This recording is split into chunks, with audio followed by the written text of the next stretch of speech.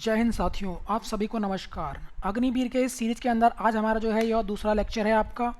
तो इस सीरीज़ में जो है आपके पास जीके जीएस के हम जो क्वेश्चन डिस्कस कर रहे हैं, इम्पॉर्टेंट 50 क्वेश्चन डिस्कस कर रहे हैं इस सीरीज़ के अंदर। इसमें गणित, रीजनिंग, जीके के हम जो है क्वेश्चनों को डिस्कस कर रहे हैं। तो ये हमारा आज का पार्ट 2 है। इससे पहले हम पार्ट 1 डिस्कस कर चुके हैं। अगर आपने वीडियो नहीं देखी तो आप पहले उसको देखें। तो चलो शुरू करते हैं आज का अपना वीडियो पहले क्वेश्चन के साथ।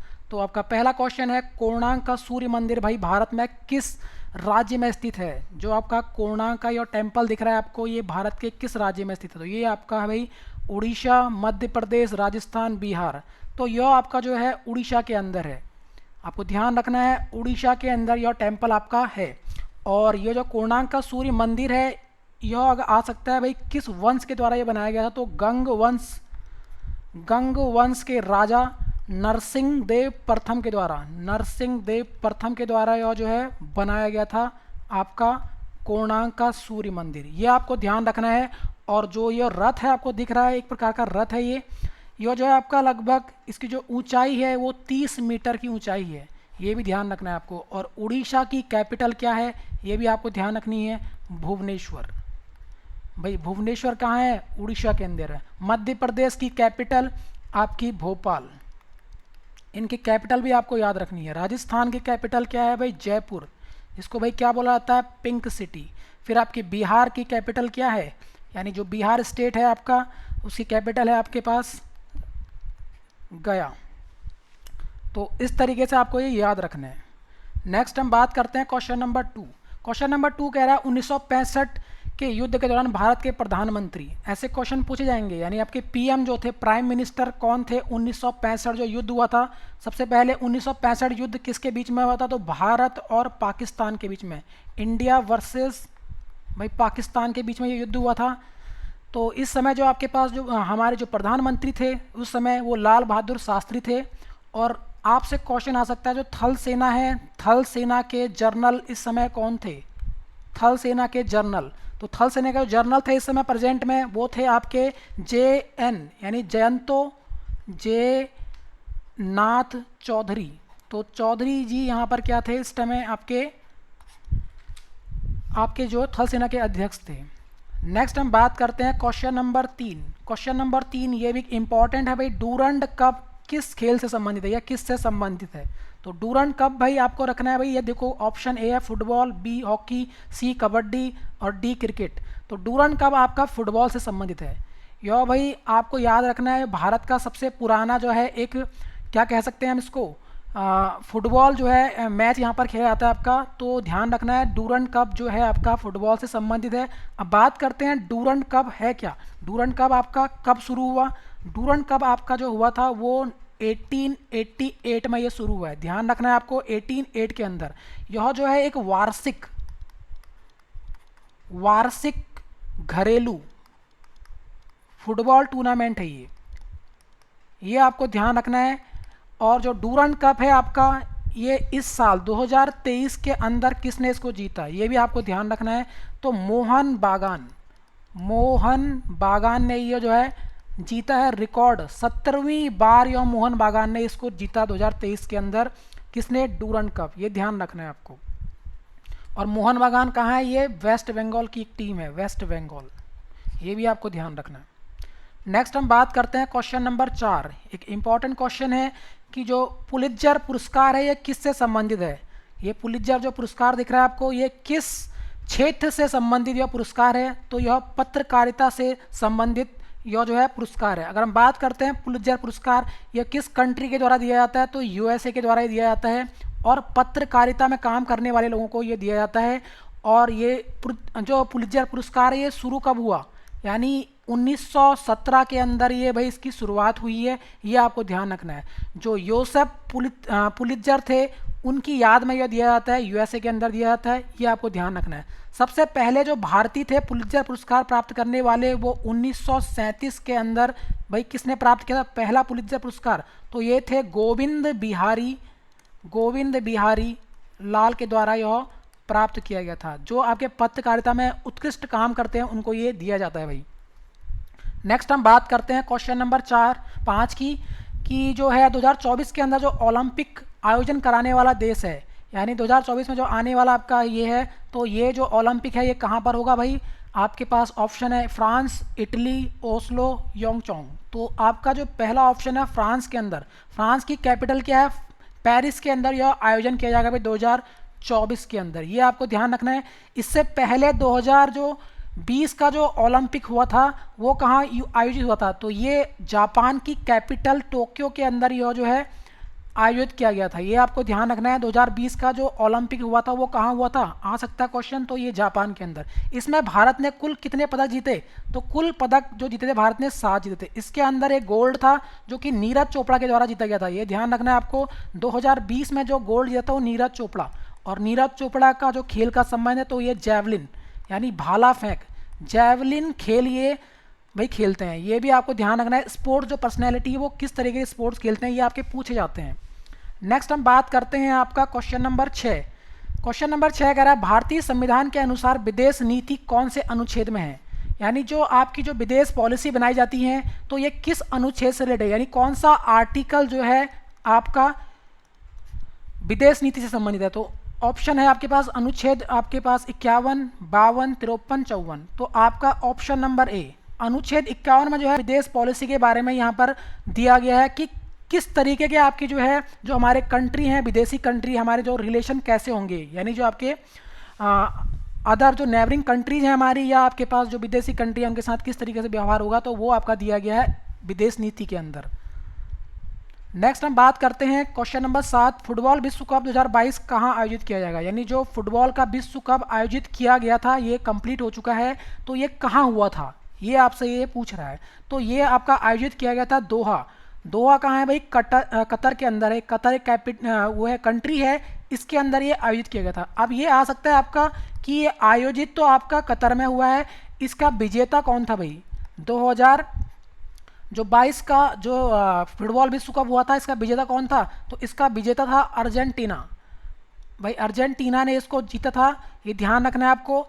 और अर्जेंटीना भाई किसकी टीम थी? ये मैसी की टीम है, ये लियोनल मैसी की ये टीम है। तो इन्होंने भाई किसको हराया था? फ्रांस की टीम को इन्होंने हराया था। यानी उप विजेता कौन था? फ्रांस, और आपका जो विजेता था वो कौन था भाई? अर्जेंटीना, यानी ये जीता। ये आपको ध्यान रखना है। नेक्स्ट हम बात करते हैं महात्मा गांधी का जन्म। यानी जो महात्मा गांधी का जन्म हुआ है वो किस वर्ष में हुआ है? यहाँ पर लिखा है 1859, 1869, 1889, 1879। तो यहाँ पर आपको ध्यान रखना है 1869 के अंदर इनका जन्म हुआ है महात्मा गांधी का। 2 अक्टूबर सभी को पता है, लेकिन ये पीछे वाला को है। कहाँ पर इनका जन्म हुआ है? गुजरात के पोरबंदर में इनका जन्म हुआ है, ये ध्यान रखना है। गुजरात के पोरबंदर के अंदर इनका जन्म हुआ है 2 अक्टूबर भाई 1869 के अंदर, ये आपको ध्यान रखना है। नेक्स्ट हम बात करते हैं आपका क्वेश्चन नंबर 9। बिरजू महाराज का नाम किस नृत्य से के लिए जाना जाता है? किस नृत्य से संबंधित हैं बिरजू महाराज? मणिपुरी नृत्य, उड़ीसा नृत्य, आपका कथक नृत्य और कथक कली नृत्य। तो ध्यान रखना है आपको, कथक नृत्य से संबंधित हैं भाई बिरजू महाराज, कथक नृत्य। और ये जो है 8 शास्त्रीय नृत्य हैं, ये भी आपको याद रखने हैं भाई। उसमें से एक नृत्य है आपके पास कथक, और ये कथक जो किया जाता है वो यूपी के अंदर किया जाता है, यानी उत्तर प्रदेश के अंदर किया जाने वाला जो नृत्य है वो कथक है। तो इससे ये संबंधित हैं बिरजू महाराज। लखनऊ घराने से भी ये संबंधित है, ये ध्यान रखना है आपको बिरजू महाराज, और फेमस रहे हैं ये नृत्य करने वाले जो हैं। नेक्स्ट हम बात करते हैं क्वेश्चन नंबर 10। भारत में अंग्रेजों ने सर्वप्रथम फैक्ट्री जो लगाई गई थी 1608 के अंदर, जो कहाँ स्थापित की गई थी? तो ये जो पहली फैक्ट्री थी ये सूरत के अंदर भाई इसको लगाया गया था, ये ध्यान रखना है आपको, ऑप्शन नंबर सी। तो 1608 के अंदर जो अंग्रेजों द्वारा सर्वप्रथम फैक्ट्री लगाई गई थी वो सूरत के अंदर लगाई गई थी। और इस समय जो शासक था भाई मुगल शासक कौन थे इस समय? तो आपको याद रखना है मुगल जो शासक थे वो थे आपके, बात करते हैं यानी जो अकबर के बेटा यानी हुमायूं। 1608 के अंदर कौन था? यानी आपका जहांगीर। अकबर के बाद कौन था यहाँ पर? जहांगीर थे इस समय 1608 के अंदर, ये आपको ध्यान रखना है, मुगल शासक जहांगीर इस समय थे। नेक्स्ट है आपके पास क्वेश्चन नंबर 11। विद्युत से चलने वाली भारत में जो प्रथम रेलगाड़ी थी वो कौन सी थी भाई? तो सबसे पहले जो चलाई गई थी वो कब चली थी तो 1911, 1935, 1900 आपके पास 20 और 1925। और हम बात करते हैं तो भाई 1925 के अंदर ये चलाई गई थी, मुंबई के अंदर ये चलाई गई थी। ध्यान रखना है आपको, 1925 के अंदर विद्युत से चलने वाली प्रथम रेलगाड़ी थी 1925 के अंदर। नेक्स्ट हम बात करते हैं, इंपॉर्टेंट क्वेश्चन है ये, 12 क्वेश्चन है भाई, हिमा दास का संबंध किस खेल से है? जो हिमा दास हैं वो कौन से खेल से संबंधित रखती हैं? तो ध्यान रखना है आपको, इनको भाई हिमा दास को ढींग एक्सप्रेस भी कहा जाता है, ढींग एक्सप्रेस। और किस स्टेट से ये आपके बिलोंग करती हैं? तो असम के अंदर ये हैं भाई, असम स्टेट से ये रिलेट करती हैं। और एथलेटिक्स, यानी ये क्या है भाई, एथलेटिक्स मतलब ये रनिंग करती हैं, ये ध्यान रखना है आपको। तो हिमा दास का संबंध है आपका एथलेटिक्स से। तो आपको फेमस पर्सनैलिटियों के नाम भी याद रखने हैं, उनके स्पोर्ट्स जो खेले जाते हैं वो भी याद रखना है आपको। नेक्स्ट हम बात करते हैं क्वेश्चन नंबर 13, स्वर्णिम चतुर्भुज योजना किस काम से जुड़ी हुई है? जो स्वर्णिम चतुर्भुज योजना है वो भारत के अंदर भाई कब शुरू किया गया था इस योजना को? भाई इस योजना को जो है 1995 के अंदर तो आपका ये प्लान आया गया था, लेकिन इसको जो है शुरू किया गया था 1999 के अंदर, ये शुरू हुआ था उस समय, इसको भाई चालू आपका किया गया था। बट इसको अगर हम बात करते हैं निर्माण कार्य शुरू जो हुआ था इसका जो, तो निर्माण कार्य जो शुरू हुआ था इसका 2001 से शुरू हुआ था। तो यह सड़क निर्माण परियोजना थे, राजमार्ग को, तो 4 मेन शहरों को इसको जोड़ने की योजना बनाई गई थी आपकी। 4 जो मेन शहर थे भारत के अंदर, आपका एक था दिल्ली से लेकर आपका यहाँ पर मुंबई, मुंबई से लेकर चेन्नई, चेन्नई से लेकर कोलकाता। तो इन चारों पॉइंटों को जोड़ने की बात की गई थी भाई इस राजमार्ग में, ये ध्यान रखना है आपको। तो यानी ये दिल्ली है, ये आपके पास मुंबई है, और ये आपका चेन्नई है, और ये आपका कलकत्ता है, ये ध्यान रखना है। तो ये 4 पॉइंट्स को जोड़ने की बात कही गई थी। और यह जो सबसे बड़ी योजना रही थी ये उस समय, ये 6 अरब डॉलर की ये योजना थी, ये आपको ध्यान रखना है। और जो इसका निर्माण कार्य पूर्ण हुआ ये 2012 में ये पूर्णतः बनकर तैयार हुआ था। और उस समय जो थे प्रधानमंत्री जो थे आपके 2001 के अंदर वो अटल बिहारी वाजपेयी थे, ये ध्यान रखना है आपको। ये जो स्वर्णिम चतुर्भुज योजना शुरू की गई थी, अटल बिहारी वाजपेयी उस समय वर्तमान क्या थे, हमारे पीएम थे, प्रधानमंत्री थे, ये आपको ध्यान रखना है। नेक्स्ट हम बात करते हैं पानीपत का जो प्रथम जो लड़ाई लड़ी गई थी वो कब लड़ी थी? तो पानीपत की जो प्रथम लड़ाई लड़ी गई थी, इसके द्वारा जो है भारत के अंदर मुगल वंश की स्थापना हुई थी, यानी भारत में मुगल वंश की स्थापना। भाई तो कब लड़ाई, किस किस के बीच में लड़ाई गई थी? ये लड़ी गई थी आपकी इब्राहिम लोदी और आपका इब्राहिम लोदी, ये लोदी वंश का भाई अंतिम शासक था, वर्सेस आपका बाबर। बाबर जो है आपका फाउंडर रहा है किसका, मुगल वंश का भारत के अंदर। तो ये आपका 1526 के अंदर ये लड़ाई लड़ी गई थी। और पानीपत का सेकंड युद्ध, ये भी आपको ध्यान रखना है, 1556 के अंदर लड़ी गई थी। उसी प्रकार से पानीपत का तृतीय युद्ध 1761 के अंदर ये लड़ी गई थी। भाई ये तीनों युद्ध आपको याद होने चाहिए। पानीपत का जो प्रथम युद्ध था, यहीं से मुगल वंश की स्थापना हुई और बाबर इसमें विजयी रहा और इब्राहिम लोदी हार गया था। नेक्स्ट हम बात करते हैं वर्तमान में हमारे देश में शिक्षा मंत्री कौन है, यानी इस समय प्रेजेंट में आपके जो है शिक्षा मंत्री कौन है? तो ये हैं आपके Dharmendra Pradhan, option number C. तो ये आपके जीएस के जो है 15 क्वेश्चन हैं। इसके बाद आपके साइंस के 15 क्वेश्चन हम यहाँ पर डिस्कस करेंगे, यानी साइंस के 15 क्वेश्चनों को हम यहाँ डिस्कस करेंगे। नेक्स्ट हम बात करते हैं ध्वनि की सबसे जो अधिक वेग होता है वो किस, भाई कहाँ पर सबसे अधिक वेग जो है ध्वनि, यानी जो ध्वनि है, साउंड है, वो साउंड किस में सबसे अधिक ट्रैवल करता है? ट्रैवल का मतलब है सबसे अधिक सुनाई देता है। तो ध्यान रखना है ठोस के अंदर, ठोस जो वस्तुएं होती हैं उसके अंदर भाई सबसे अधिक जो है ध्वनि ट्रैवल करती है। पानी में नहीं करेगा, वायु में भी नहीं करता, सबसे आपका फिर पारा, लोहा, ठोस जो वस्तुएं होती हैं साउंड अधिक सुनाई देता है भाई। तो ध्यान रखना है, लोहा यहाँ पर एक ठोस है तो सबसे अधिक ट्रैवल करेगी लोहे के अंदर। नेक्स्ट हम बात करते हैं हैजा।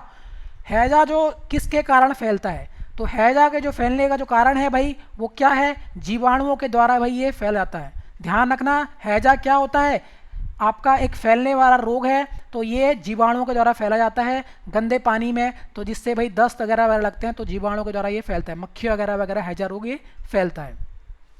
नेक्स्ट हम बात करते हैं सर्पों के अध्ययन को क्या कहा जाता है? तो सर्पों के अध्ययन को क्या कहलाता है भाई? सर्पों के अध्ययन यानी जो सरीसृप हैं, ये ध्यान रखना है आपको, रेप्टाइल जो होते हैं इनको बोला जाता है भाई सरीसृप।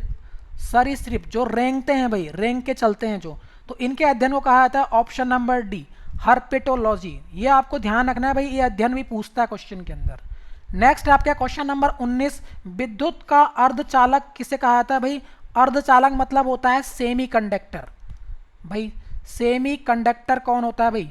सेमी कंडक्टर आपका होता है सिलिकॉन, ऑप्शन नंबर ए। यानी जिसके अंदर आपका भाई आधा सेमी कंडक्टर क्या होता है? अर्धचालक। भाई ये आपके पास सुचालक भी होता है, सुचालक और कुचालक की भांति कार्य करता है, दोनों काम करता है। सुचालक और कुचालक की भांति दोनों तरह काम करता है कौन? सिलिकॉन। नेक्स्ट है आपके पास क्वेश्चन नंबर 20, विटामिन सी का रासायनिक नाम। जो विटामिन सी है उसका रासायनिक नाम है भाई क्या है? एस्कॉर्बिक अम्ल। विटामिन ए ये रेटिनॉल, ये ध्यान रखना है आपको। फिर आपके पास विटामिन बी थायमीन, ये आपको भाई इनके नाम याद रखने हैं, थायमीन। तो रेटिनॉल, थायमीन, विटामिन सी की कमी से होने वाला रोग, इनसे जो रोग होते हैं उत्पन्न वो भी आपको याद रखना है। स्कर्वी रोग होता है। विटामिन ए की कमी से रतौंधी रोग होता है। विटामिन बी की कमी से बेरी रोग होता है। तो एस्कॉर्बिक अम्ल, और ये खट्टे पदार्थों में पाया जाता है भाई, खट्टे पदार्थों के अंदर विटामिन सी पाया जाता है। नेक्स्ट हम बात करते हैं भारी जल। भारी जल का जो सूत्र है वो क्या है? भारी जल का सूत्र है D2O। भारी जल भाई कहाँ यूज किया जाता है? ये परमाणु नाभिकीय रिएक्टरों में इसको काम किया जाता है मंदक के रूप में। भाई मंदक के रूप में इसका काम किया जाता है, यानी जो रासायनिक अभिक्रिया हो रही है परमाणु रिएक्टरों के अंदर उसको कम और अधिक करने में इसका काम किया जाता है भारी जल का। इसका फॉर्मूला है D2O, ये आपको ध्यान रखना है। नेक्स्ट हम बात करते हैं बॉक्साइट किसका अयस्क है। जो बॉक्साइट है वो भाई किसका अयस्क है? तो अयस्क पूछे जाते हैं, ये और कहा जाता है इसको, तो ये ध्यान रखना है किसका ये अयस्क है। तो ये एल्यूमिनियम का एक अयस्क है, ये ध्यान रखना है। और इसका सिंबल क्या है? Al। एल्यूमिनियम का ये सिंबल भी पूछ सकता है आपको, केमिस्ट्री के अंदर ये आएगा आपका। और आयरन का सिंबल होता है Fe, और जिंक का Zn, कॉपर का Cu, ये ध्यान रखना है आपको। नेक्स्ट है आपका क्वेश्चन नंबर 23, जल किससे बनना होता है? तो जल पता है आपको, जल का वही फॉर्मूला H2O, यानी हाइड्रोजन और ऑक्सीजन, ऑप्शन नंबर आपका सी। जल किससे बना होता है भाई? हाइड्रोजन के आपके पास 2 अणु होते हैं और ऑक्सीजन का 1 अणु होता है, इन दोनों से मिलकर क्या बनता है? जल बनता है। तो hydrogen plus oxygen. Question number 24, शीशे का रासायनिक सूत्र क्या होता है? जो शीशा है उसका रासायनिक सूत्र पूछ रहा है आपसे, तो ये होता है SiO2, ऑप्शन नंबर बी। यानी शीशे का जो रासायनिक सूत्र है भाई इसको हम क्या बोलेंगे भाई? आपका SiO2। नेक्स्ट हम बात करते हैं वाटर गैस का रासायनिक नाम। जो वाटर गैस है ये इसका रासायनिक नाम क्या है? तो इसका रासायनिक नाम है, ऑप्शन कह रहा है ए, COH2। भाई CO बोलते हैं इसको carbon monoxide, carbon monoxide, oxide इसको कहा जाता है, ये आपको ध्यान रखना है। प्लस H2 को बोलता है भाई हाइड्रोजन, क्या बोला जाता है इसको? हाइड्रोजन, ये आपको ध्यान रखना है। तो कार्बन मोनोऑक्साइड प्लस हाइड्रोजन के मिश्रण को क्या कहा था? वाटर गैस का भाई इसको कहा जाता है, ये आपको ध्यान रखना है। CH4 किसका सिंबल है? ये ध्यान रखना है, ये मीथेन गैस है, मीथेन गैस, मीथेन गैस जो कि आपकी जो है पैडी धान की खेती से निकलता है भाई, ध्यान रखना है वो मीथेन गैस प्रोड्यूस होती है। नेक्स्ट हम बात कर रहे हैं आपका क्वेश्चन नंबर 26, भारत में जो है बिजली की आपूर्ति की जो आवृत्ति होती है वो कितनी है? यानी जो आपके घर में जो सप्लाई आ रही है वो भाई कितने हर्ट्ज की होती है जो आपके घर में बिजली आ रही है? तो भारत के अंदर ये जो है 50 हर्ट्ज आपके क्या आती है भाई? बिजली आपूर्ति जो आपके अंदर आ रही है आपके घर के अंदर, तो वो 50 हर्ट्ज। नेक्स्ट क्वेश्चन 27 कह रहा है विटामिन बी की कमी से कौन सा रोग होता है? विटामिन बी की कमी से होने वाले रोग बताया था आपको, विटामिन बी है बेरी रोग। विटामिन ए की कमी से भाई कौन सा रोग होता है? रतौंधी रोग होता है आपका, धी है ये। विटामिन ए की कमी से, बी की कमी से बेरी, सी की कमी से आपका स्कर्वी, ये आपको ध्यान रखना है। विटामिन डी की कमी से रिकेट्स, उसी प्रकार से विटामिन ई की कमी से आपके पास, और विटामिन के की कमी से। विटामिन आपका ई जो है यहाँ पर इसका क्या होता है? जनन क्षमता में कमी, जनन क्षमता में कमी। और विटामिन के की कमी से रक्त का थक्का ना बनना, रक्त का थक्का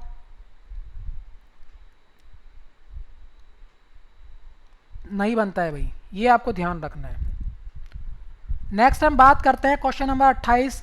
निमोनिया किस अंग को प्रभावित करता है? जब आपको निमोनिया हो जाता है तो भाई वो आपके किस अंग को, आपके शरीर के अंदर जो अंग प्रभावित होता है तो कौन सा अंग प्रभावित होता है?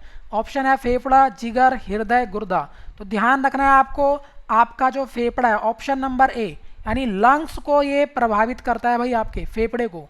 ये ध्यान रखना है, जब आपको निमोनिया होगा तो आपके लंग्स इससे प्रभावित, आपको सांस लेने में दिक्कत होगी। नेक्स्ट हम बात करते हैं क्वेश्चन नंबर 29। क्वेश्चन नंबर 29 क्या कह रहा है? न्यूट्रॉन की खोज भाई किसने करी थी? तो न्यूट्रॉन की खोज करने वाला भाई जो वैज्ञानिक थे वो चैडविक थे। तो ईंट पर नाच, ये आपको ध्यान रखना है, एक फॉर्मूला है ये। ई से इलेक्ट्रॉन की खोज, टी से टॉमसन, उसी प्रकार से आपके पास थॉमसन, पौ से परमाणु, परमाणु की खोज आपके रदरफोर्ड, और नौ से न्यूट्रॉन, तो न्यूट्रॉन है, चौ से चैडविक। तो न्यूट्रॉन की खोज करने वाले कौन थे? चैडविक। इस तरीके से आपको ये याद रखना है। नेक्स्ट हम बात करते हैं माचिस में भाई कौन सा फास्फोरस पाया जाता है? तो माचिस में आपका फास्फोरस पाया जाता है सफ़ेद, ब्लैक, रेड। तो रेड फास्फोरस पाया जाता है, ध्यान रखना है। रेड फास्फोरस आपका पाया जाता है किसके अंदर? माचिस के अंदर। जो आग लगाई जाती है माचिस के अंदर जो पाया जाता है तो वो रेड फास्फोरस काम करता है भाई। तो ये थे आपके साइंस के 15 क्वेश्चन। अब हम डिस्कस करेंगे आपका मैथ के आपके 15 क्वेश्चन। मैथ के जो हैं 15 क्वेश्चनों को यहाँ हम डिस्कस करेंगे। तो क्वेश्चन नंबर 31 आपका कह रहा है 20 केजी आलू की कीमत कितनी है? 500 रुपये है। तो 1 क्विंटल आलू की कीमत आपको फाइंड आउट करनी है। तो सबसे पहले आप क्या करें? 1 केजी कीमत निकाल लें। 20 किलो आलू यानी 20 केजी आलू की कीमत कितनी है? 500 है। तो 1 केजी की कीमत कितनी होगी? तो 500 बट्टे ये नीचे चले जाएगा, तो यहाँ पर 20 नीचे आ जाएगा, 0 से 0 काट दीजिए और इसको आप डिवाइड कर दीजिए तो 25, यानी 1 किलो की कीमत कितनी है? 25 रुपये है। अब आपको याद रखना है भैया 1 क्विंटल में कितने किलो होते हैं? तो 1 क्विंटल के अंदर आपके क्विंटल के अंदर होते हैं 100 केजी। तो अगर 1 किलो की वैल्यू आपको पता है 25 है, तो 100 किलो कितना हो जाएगा? 25 गुणा 100, 2500, यानी 1 क्विंटल की कीमत, यानी जो 1 क्विंटल का जो आपका कट्टा आएगा उसकी भाई कीमत कितनी चुकानी पड़ेगी आपको? 2500 रुपये देने पड़ेंगे आपको उसको, अगर आपको 100 किलो आलू लेने हैं। ये ध्यान रखना है आपको। तो मेनली यहाँ पर 1 क्विंटल आपको पता होना भाई कितना, 1000 मत कर देना, वो 1 टन होता है, 1 टन में 1000 केजी। नेक्स्ट हम बात करते हैं एक चतुर्भुज के 3 कोण हैं आपके पास, न्यून कोण है। न्यून कोण का मतलब 90 से इनका सबका भाई मान 90 से कम होगा। प्रत्येक कोण दे रखा है। अब चतुर्भुज क्या होता है? चतुर्भुज एक ऐसी आकृति जिसमें आपके 4 कोण होते हैं भाई, या 4 भुजाओं वाली आकृति को क्या बोलते हैं? चतुर्भुज बोलते हैं। इसके अंदर वर्ग आता है, आयत आता है, समांतर चतुर्भुज आता है, आपका रोम्बस आता है। तो ये सारे आपके इसके अंदर आते हैं। तो ये 4 कोण दे रखे हैं, ये सारे के सारे क्या हैं? और चतुर्भुज के चारों कोणों का योग क्या होता है? चारों कोणों का योग जो होता है आपके पास 360। ये सभी मिलकर कितने होते हैं? 360 होते हैं भाई। तो आपको दे रखा है यहाँ पर 3 कोणों का योग दे रखा है। प्रत्येक कोण कितने का है? 80 का। तो 80 प्लस 80 प्लस 80, ये ध्यान रखना है। तो चौथा कोण x मान लो और 360, और यहाँ अगर आप इनको जोड़ दीजिए तो 8 3 24, 240 प्लस x, ये डिग्री में है, ध्यान रखना है 360 डिग्री, और आपका ये 60। तो ये इधर जाके क्या हो जाए? प्लस है, इधर जाके माइनस हो जाएगा। तो यानी कि 360 माइनस 240, इस तरीके से जब माइनस करेंगे तो 2 आएगा यहाँ पर, और यहाँ पर 1, 120। ऑप्शन नंबर बी, यानी जो 1 कोण बचा बाकी जो कोण होगा चौथा कोण वो 120 डिग्री का होगा, यानी ऑप्शन नंबर बी। तो ध्यान रखना है आपको चतुर्भुज के चारों कोणों का योग 360, और त्रिभुज के तीनों कोणों का योग, त्रिभुज में 3 कोण होते हैं और उनका कोण होता है, उनके योग होता है 180। ये भी आपको ध्यान रखना है। नेक्स्ट हम बात करते हैं, इसका आपको मान निकालना है भाई। तो यहाँ पर आप इनको जोड़ देंगे भाई 777, सबसे बड़ी संख्या है। फिर आपके पास क्या है? 777। यहाँ पर आपको ये ध्यान रखना, जोड़ना आपको आना चाहिए। यूनिट प्लेस से आपको उसको क्या करना है? लिखना है। तो भाई 7 कितनी बार है? 7 दूनी 14, 7 21, 7 चौकी 28, 8 लास्ट में आएगा, तो इसका 8 तो है नहीं, यहाँ पर 8 3 है। उसी प्रकार से यहाँ पर 2 कैरी है, 7 या 21 और 2 23, तो 3 38। ऑप्शन कौन सा है भाई? 38 वाला, यही ऑप्शन है। आगे आपको सॉल्व करने की जरूरत नहीं है, वैसे भी आप सॉल्व कर सकते हैं। यहाँ पर 2 कैरी आएगा, 7 दूनी 14 और 2 16, 1 कैरी, 7 और 1 8, तो 8638, ऑप्शन नंबर बी। इस तरह के क्वेश्चन आपको यहाँ पर मिलेंगे भाई सॉल्व करने के लिए। नेक्स्ट हम बात करते हैं क्वेश्चन नंबर 34। क्या कह रहा है क्वेश्चन नंबर 34? एक आयताकार मैदान की परिधि ज्ञात कीजिए। आयताकार मैदान मतलब एक आयत होगा। आयत क्या होता है? जिसके आमने सामने की भुजाएं क्या होती हैं? बराबर होती हैं। क्या कहलाता है? आयत कहलाता है। तो जिसकी एक भुजा कितनी है? 40 मीटर, तो ये है 40 मीटर, और दूसरी भुजा है 10 मीटर, ये मान लो इसकी वृत्त है 10 मीटर। तो भाई परिधि क्या होती है आयताकार की? परिधि का फॉर्मूला, तो आयत की परिधि, परिधि मतलब होता है भाई चारों जो ये आपके पास हैं ए बी सी और डी, ये चारों भुजाओं की लेंथ अगर ये 40 होगी तो ये भी 40 होगी। तो इसका मतलब अगर ये ब्रेथ आमने सामने की भुजा बराबर होती है, इसका मतलब ये भी 10 होगा, और ये 40 ये 40, तो 40 प्लस 40 80, और आपका 10 प्लस 10 20। तो इस तरीके से आप इसको कहना 100 मीटर इसकी परिधि कहलाएगी भाई। ऑप्शन नंबर आपका सी।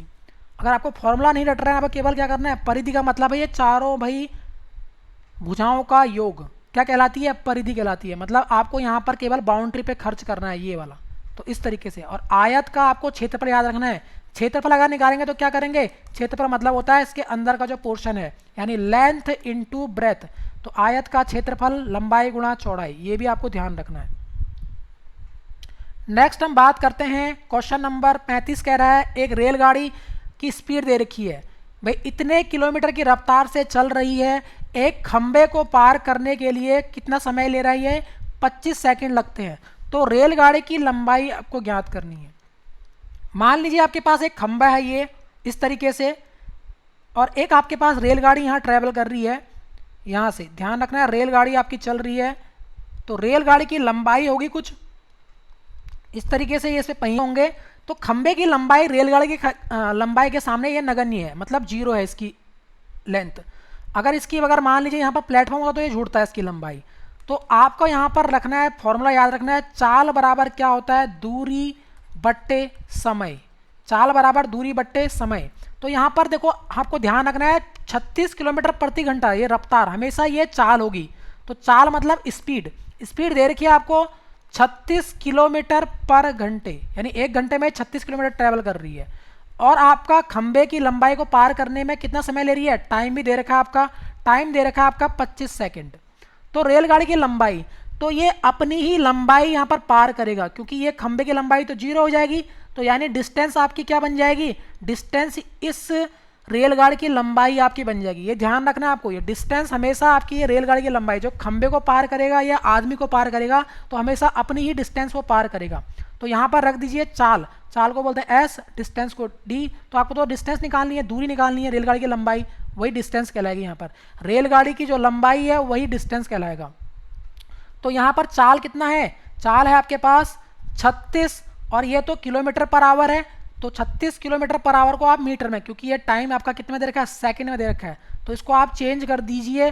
36 किलोमीटर पर आवर को आप मीटर पर सेकंड में चेंज।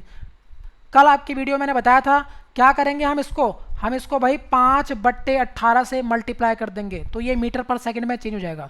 तो 36 को आप क्या कर लीजिए? 5/18 से चेंज कर लीजिए, तो कितना आएगा? 18 दूनी 36।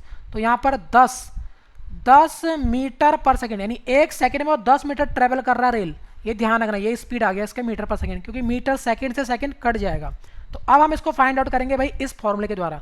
तो दूरी कैसे निकलेगी? यहाँ डिस्टेंस, इसको आप इससे मल्टीप्लाई कर दीजिए, तो चाल यानी स्पीड गुणा टाइम, यहाँ से आपका डिस्टेंस निकल जाएगा। स्पीड कितनी है? स्पीड है 10 मीटर पर सेकंड, और गुणा कितने सेकंड में पार कर रहा है आपका भाई? 50 और सेकंड। तो सेकंड से सेकंड कट गया, तो मीटर में आंसर आ गया। तो 10 आप गुणा करोगे 25 से, तो 250। तो इसकी जो लेंथ है ट्रेन की वो 250 मीटर है। इस तरीके से आप इसको भाई फाइंड आउट करेंगे। नेक्स्ट हम बात करते हैं आपका क्वेश्चन नंबर 36। ट्विंकल है, एक लड़की है, 25 टोकरी जो है 35 दिन में ये तैयार करती है, तो 120 टोकरी बनाने में उसे कितने दिन लगेंगे? तो ये MDH के फॉर्मूले पर आधारित है, M1 D1 H1 W1, आपका M2 D2 H2 upon W2। यहाँ पर मैन है, कितने दिन में वो काम करते हैं, D रिप्रेजेंट कर रहा है दिनों को, H रिप्रेजेंट कर रहा है घंटों को, और W रिप्रेजेंट कर रहा है काम को, कितना वो काम कर रहे हैं। फिर यहाँ पर बराबर होगा M2, दूसरे वो समीकरण में हो सकता है मैन चेंज हो जाएंगे, तो कितने आदमी हुए या औरत हुए, कितने दिन में वो काम कंप्लीट कर रहे हैं D2, और कितने घंटे वे काम कर रहे हैं, तो ये आवर प्लस कितना वो काम कर रहे हैं, तो W नीचे ध्यान रखना है MDH अपॉन W। अब यहाँ पर 25 टोकरियाँ, तो ये काम है, तो इसका मतलब ये W1 है, टोकरियाँ बनाना काम है, तो इसका मतलब 25 काम करेंगे। D मतलब D1 भाई कितने दिन में कंप्लीट कर रहे हैं, तो भाई 35 दिन में। और आपका यहाँ पर कितनी टोकरियाँ बनानी, इसका मतलब ये काम है, W2 दे रखा है आपको कितना भाई 110, और पूछ रहा है कितने दिनों में, यानी D2 आपको फाइंड आउट करना है यहाँ पर, इसको क्वेश्चन मार्क। तो जो जो नहीं दे रखा है आपको मैन वगैरह वगैरह, तो ये आपको आप 1 रख लीजिए। तो भाई आपका D1 ऊपर होता है तो 35 आएगा ऊपर, देखो ये D दे रखा है तो D को ऊपर रखिए। कितने काम कर रहे हैं ये 25 टोकरियाँ बनाए, तो 25 नीचे बराबर होगा, बराबर का साइन लगाएंगे। उसी प्रकार से भाई D2 आपको फाइंड करना है, तो इसको X मान लो, और कितना टोकरियाँ बनानी है भाई, तो आपका 110। अब यहाँ से आप इसको क्रॉस मल्टीप्लाई करेंगे, बाकी चीज़ें दिए नहीं रखी यहाँ पर H1 आवर, अगर कहीं दूसरे क्वेश्चन में आपको आवर भी दिया होगा तो ये पुट करेंगे भाई यहाँ पर हम। तो आप इसको क्रॉस मल्टीप्लाई कर लीजिए, ये इससे मल्टीप्लाई हो जाएगा, ये इससे मल्टीप्लाई हो जाएगा, तो यानी कि 110 गुणा 35, 35 गुणा 110, और बराबर किसके होगा 25 गुणा x, ये गुणा आएगा इसके बीच में। अब ये आपका डिवाइड जाएगा इसके नीचे, क्योंकि आपको x निकालना है, तो 25x बराबर, इसको हम आगे पीछे लिख सकते हैं 35 गुणा 110। तो अब ये 25 इसके नीचे जाएगा, तो x की वैल्यू यहाँ से कैसे निकलेगी भाई, x की वैल्यू निकलेगी 35 गुणा 110 बट्टे आपका 25। आप इसको काटेंगे भाई 5 से, तो 5 से ये डिवाइड होगा तो 5 सत्ते, और 5 से ये डिवाइड होगा तो 5 पंजे 25। अब आपको 5 से ये डिवाइड करना है भाई, 5 दूनी 10, आपका यहाँ पर एक कट गया, और 2 यहाँ पर 0 1 बचा, और 5 दूनी 10। आप इसको मल्टीप्लाई करेंगे 7 से, भाई ये मल्टीप्लाई का साइन है बीच में, तो 7 गुणा 22, 7 दूनी 14, 7 दूनी 14 1 15, तो 154 दिन लगेंगे इसको आपको कंप्लीट करने में। ऑप्शन नंबर ए, 110 टोकरियां 154 दिन के अंदर ये कंप्लीट करेगा। तो इस तरीके से ये MDH पर आधारित क्वेश्चन था। नेक्स्ट हम बात करते हैं एक तोता, सॉरी ये आपका कोई नाम हो सकता है, यहाँ पर गलत है। एक जो है 40 रुपये में बिक्री करने पर एक राधा जो है तोता बेच रही है वो, यानी एक पैरेट है उसको वो बेच रही है 40 रुपये में बिक्री करने पर राधा जो है 25% का लाभ कमा रही है। तोता या सूफा कोई भी हो सकता है। तो कितने रुपए में इसने से बेचा, यानी ये दे रखा है आपका विक्रय मूल्य। भाई CPSP प्रॉफिट लॉस का क्वेश्चन है, ये विक्रय मूल्य बराबर क्या होता है, विक्रय मूल्य बराबर होता है 40 दे रखा है, प्रॉफिट हो रहा है, लाभ हो रहा है, तो लाभ कितना है भाई, लाभ आपका है 25%। तो अगर आपने वीडियो नहीं देखे हैं प्रॉफिट लॉस के, तो हमारे इसमें प्लेलिस्ट में है, रेशियो मेथड से मैंने उसमें बता रखा है किस तरीके से सॉल्व करेंगे इसको, तो आप उसको जरूर देखें। तो हम सारे क्वेश्चन यानी SCF LCM क्वेश्चन भी करा रखे हैं आपके। तो लाभ 25% का हुआ है, तो यहीं से आप इसको ध्यान रख रहे हैं 25% को आप चेंज कर लीजिए। तो 25% चेंज होगा तो कितना बनेगा, बट्टे में 100 आएगा, परसेंट का ये नीचे चले जाता है, तो 5 से इसको आप काट लीजिए, 5 पचे 25, 5 से ये कटेगा 20, फिर 5 से काट लीजिए, 5 एकम 5 और 5 चौके 20। यानी हमेशा जो प्रॉफिट परसेंट निकलता है वो किस पे निकलता है, CP पर। यानी ये तो आपका CP है कितना भाई 4 का, और उस पर एक प्रॉफिट हो रहा है तो 5, तो आप 4 के खरीद के लेके आए और एक में आपने उसको बेच दिया 5 का, तो यानी ये 4 और 5, और किसका दे रखा है आपको विक्रय मूल्य, यानी SP दिया है आपका कितना भाई 5 रेशियो और 4 रेशियो।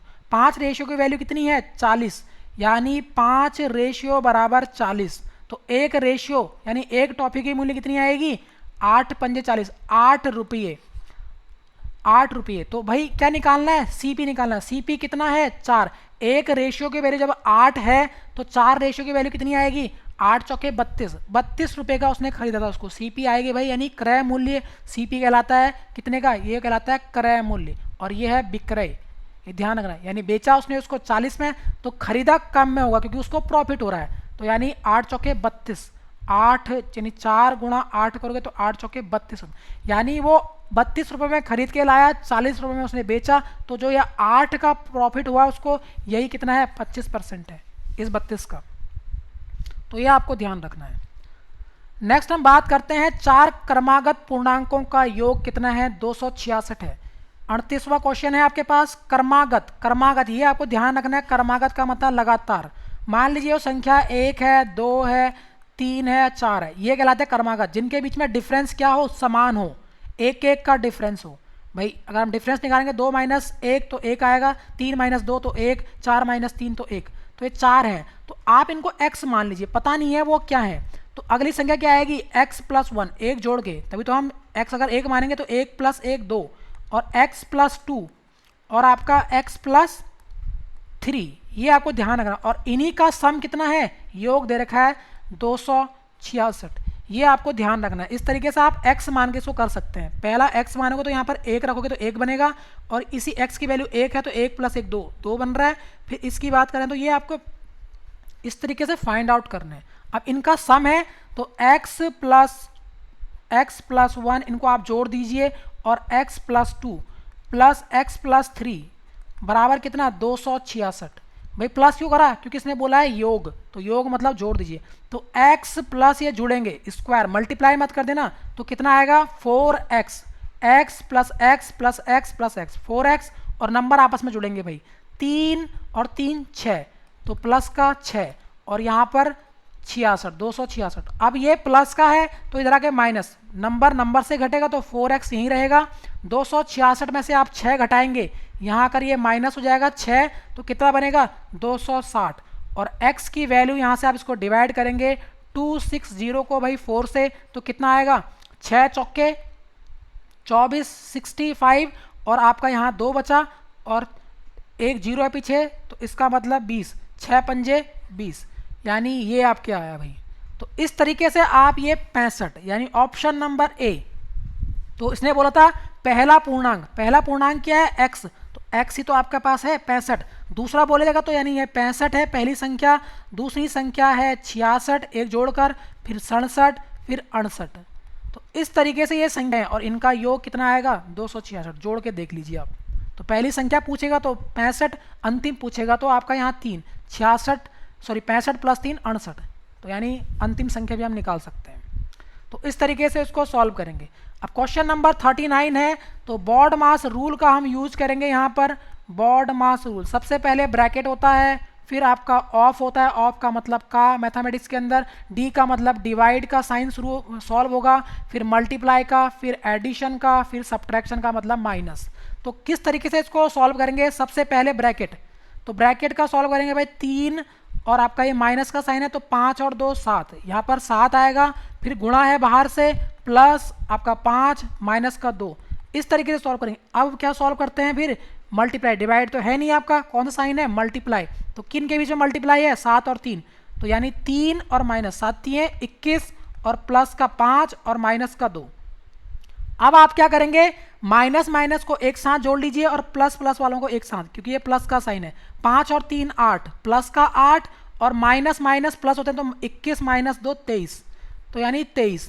तो आप 23 में से 8 घटाएंगे तो कितना आएगा, 23 में से आप 8 घटा दीजिए तो आपका बचेगा 15, माइनस का 15। साइन भाई माइनस का बड़ा है, बड़े वाले के साथ तो साइन वही हम इसको लेंगे, तो यानी माइनस का 15, ऑप्शन नंबर सी। क्योंकि प्लस माइनस क्या होता है, यानी अगर आपने साइन कन्वेंशन पढ़ा होगा, चिन्ह परिपाटी पढ़ा होगा, तो प्लस और माइनस क्या होता है, हमेशा माइनस। साइन तो ये नंबर तो घटेंगे, बट साइन हम बड़ा वाले का लेंगे भाई, बड़ा वाले का साइन क्या है माइनस का, तो माइनस का हम साइन लेंगे, माइनस का 15, नंबर घटेंगे। नेक्स्ट है आपके पास स्क्वायर रूट, यानी ये भाई हम जीके सरकारी चैनल हमारा, इसमें हम डिस्कस कर चुके हैं स्क्वायर रूट, क्यूब रूट निकालना भी हम सीख चुके हैं, तो आप जरूर देखें स्क्वायर रूट और क्यूब रूट वाला वीडियो। तो हम बात करते हैं भाई किस तरीके से इसका स्क्वायर रूट निकलेगा। तो ये जो वैल्यू है भाई 484, और पीछे कितने नंबर हैं आपके, 2 और 2 4 0, तो यानी इसको आप मल्टीप्लाई करें इस तरीके से लिख सकते हैं भाई, इसका स्क्वायर रूट इसको हम लिख सकते हैं m इंटू एन वाले रूल से।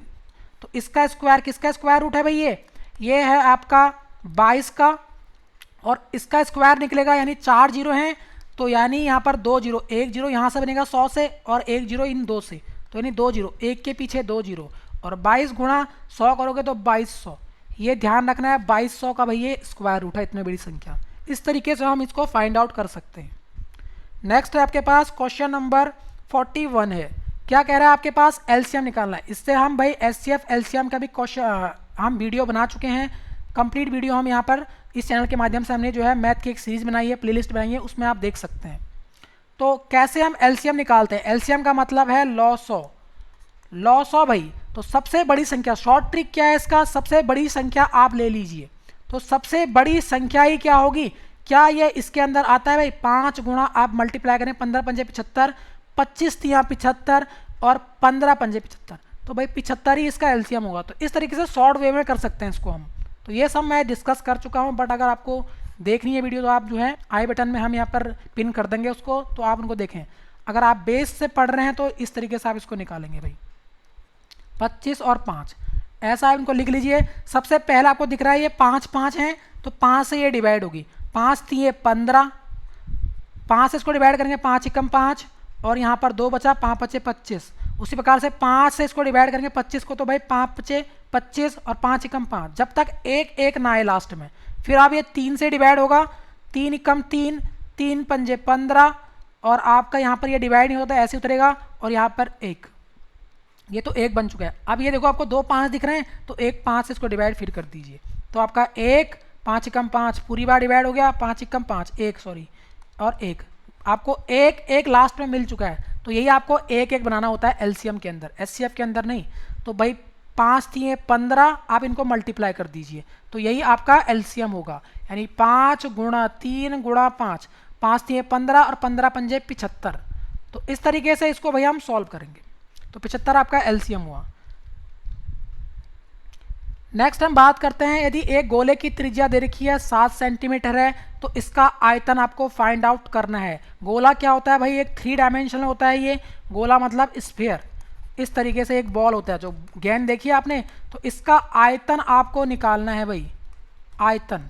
तो आयतन क्या होता है, गोले का आयतन, गोले का आयतन। तो गोले का आयतन आपका होता है 4/3 पाई आर क्यूब, ये आपको ध्यान रखना है गोले का आयतन। तो 4/3 आर क्या है, इसकी त्रिज्या होती है भाई, इसके केंद्र से इसके परिधि के बीच की दूरी को हम त्रिज्या बोलते हैं। तो जो कि आर दे रखी है, तो भाई पाई का मतलब 22/7 रख लीजिए, गुणा आर 3 बार मल्टीप्लाई, तो 7 गुणा 7 गुणा 7। इस तरीके से आप इसको क्या कर लीजिए, काट दीजिए एक 7 से, और आपका 7 का स्क्वायर 49 और 88, भाई 22 गुणा 4 करोगे तो कितना आएगा 88, और आपका 7 सत्ते 49 और बट्टे कितना है, ये 3 भी है भाई अट्टे में, तो ये आपको नीचे रखना है। आप इसको क्या करेंगे, मल्टीप्लाई करेंगे किससे, 49 को आप मल्टीप्लाई करेंगे 88 से, यानी 49 और 88 से इसको मल्टीप्लाई कर लीजिए और बट्टे फिर 3 कर लीजिए। तो आप इसको मल्टीप्लाई करेंगे 9 8 72, आपका 7 कैरी 9 8 72 और आपका 7, तो 72 और 7 कितना होता है 79। उसी प्रकार से 4 से करेंगे 8 चौके 32, आपका 3 कैरी और आपका 8 चौके 32 और 3 35 और 2 7 और इसको जोड़ देंगे आप 11 की 1 12 और 1 13, एक कैरी था इसका और एक 4, और इसको डिवाइड करेंगे किससे भाई 3 से, तो लगभग कितना आएगा 3 एकम 3 और यहाँ पर 1 बचा 12, 3 चौके 12, फिर आपके पास यहाँ कितना बच रहा है 1 बच रहा है 10, 3 तियाँ 9 और आपके पास यहाँ से 2 बचा 22 7, तो लगभग 1437 ऑप्शन है आपके पास, यस ये है 1437 पॉइंट में इसका आंसर आएगा ऑप्शन नंबर बी। नेक्स्ट क्या कह रहा है, क्वेश्चन नंबर 43 कह रहा है, यदि किसी संख्या का 40% इतना हो, ये ध्यान रखना है, ये साइन आएगा तो एक संख्या आप मान लो ये x है, x का 40% कितना है हो, तो ये ध्यान रखना है, इसका मतलब इक्वल्स टू बराबर 20 हो, तो इसी संख्या का क्या निकालना है, तो भाई इस संख्या का पहले संख्या निकाल लीजिए। x 40% का मतलब होता है भाई 40/100, 0 से 0 काट दीजिए, 2 से 2 कम 2, 2 दूनी 4 और 2 पंजे 10, 2/5 बराबर 20, तो ये आपका 2/5 यानी x गुणा 2/5 बराबर कितना आया 20। आप इसको मल्टीप्लाई करेंगे, इसको डिवाइड करेंगे, क्रॉस मल्टीप्लाई, तो x यहीं रहेगा आपका 20 गुणा 5 और आपका ये बट्टे 2, इसको काट दीजिए यानी कि आपका ये 10 बनेगा, 10 पंजे 50, तो x बराबर कितना है, संख्या आई 50। अब इसका निकालना है आपको 25%, भाई 50 का 25% कितना होता है, 25% होता है 25/100, कर दीजिए इसका भाई 25 से कम 25 1/4 और 50 का 1/4 यानी इसका हाफ, तो कितना आएगा 25 और बट्टे 2 यानी आपका 12.5। तो 12.5 ऑप्शन है आपके पास, यस। तो भाई 50 का 25% 12.5 होता है, ऑप्शन नंबर सी। नेक्स्ट हम बात करते हैं क्वेश्चन नंबर 44। क्या कह रहा है, इन दोनों का गुणनफल आपको करना है। तो ये गुणनफल कैसे होगा भाई, ये द्विघात समीकरण का एक क्वेश्चन है, तो इनको आप मल्टीप्लाई करना सीखते हैं भाई। किस तरीके से इनको मल्टीप्लाई करेंगे, क्वेश्चन है आपके पास x + 5, तो किस तरीके से सॉल्व होगा ये। तो पहले आप इस संख्या से इसको मल्टीप्लाई करेंगे और इसी से आप इसको नंबर को भी, तो x × x तो क्या बनता है x², और बीच में प्लस है तो ये प्लस का साइन आएगा तो प्लस लगाएंगे। x × 5, ये 5 है तो 5x, अब बीच में क्या है आपका प्लस का साइन है। अब ये दोनों फिर मल्टीप्लाई होंगे इस दोनों से, तो ध्यान रखना है आपको, इन दोनों से मल्टीप्लाई फिर करेंगे। प्लस 3 × x, 3x, और 3 पंजे 15, दोनों प्लस के हैं तो 3 पंजे 15। तो पहले इन दोनों से इन दोनों को मल्टीप्लाई करा, फिर इस 3 से इन दोनों को मल्टीप्लाई करा, क्योंकि बीच में ये डॉट का साइन है, इसका मतलब मल्टीप्लाई, और बीच में प्लस प्लस है तो प्लस लगाएंगे सबके बीच में।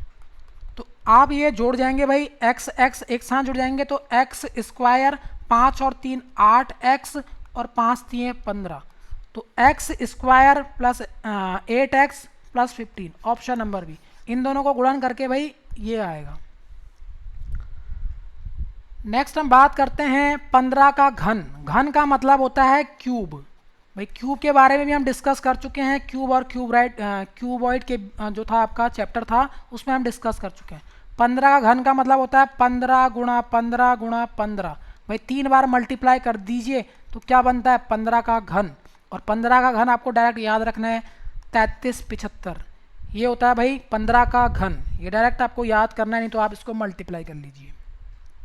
तो ये थे आपके मैथ्स के 15 क्वेश्चन। अब हम बात करते हैं रीजनिंग का। भाई 5 क्वेश्चन आपके आएंगे रीजनिंग के। रीजनिंग के आपके कितने दिखे क्वेश्चन दिखेंगे आपको, 5 क्वेश्चन, ये आपको ध्यान रखना है। तो भाई प्यार यानी दोस्त, प्यार किससे किया जाता है, दोस्त है, तो ये एनोलॉजी क्वेश्चन है आपका, एनोलॉजी बेस्ड यानी सादृश्यता पर आधारित चैप्टर पे ये क्वेश्चन है। तो नफरत किससे करेंगे हम, उसी प्रकार से प्यार हम दोस्त से करते हैं तो नफरत हम दुश्मन से करेंगे, ये आपको ध्यान रखना है।